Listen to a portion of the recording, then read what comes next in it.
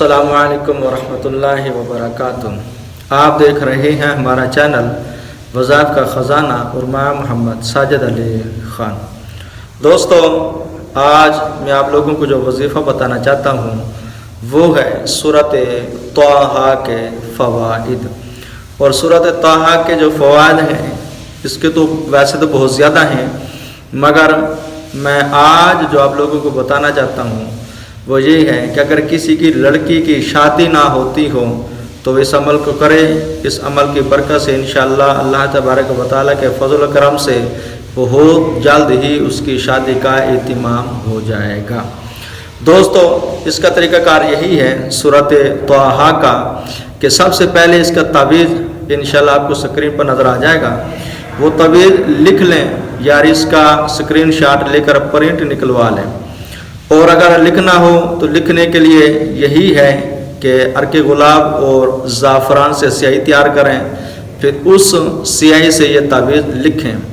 अच्छा, लिख कर फिर इसकी प्लास्टिक कोटिंग करवा लें, अगर प्रिंट निकलवाया तब भी, अगर लिख लिया तब भी।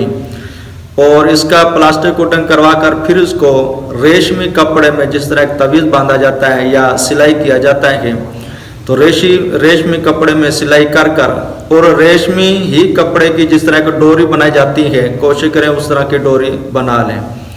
फिर ये सूरत ताहा का जो नक्श है इसको वो औरत, वो ये लड़की जिसकी शादी नहीं होती तो वो इसको गले में डालेगी।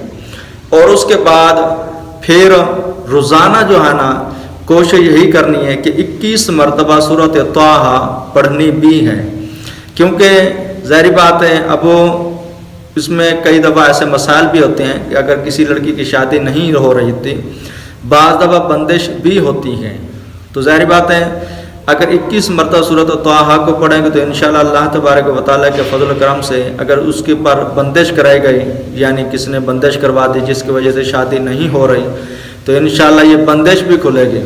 मगर बेहतर यही है कि इसको सूरत ताहा को डेली 21 मरतबा ज़रूर पढ़े।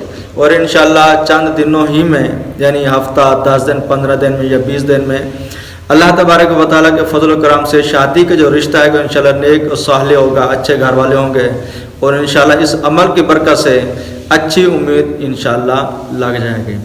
दुआ गो हूँ अल्लाह तबारक व तआला हम सब की बेहिसाब बख्शिश व मग़फ़िरत फरमाए। अस्सलामु अलैकुम व रहमतुल्लाहि व बरकातुहू।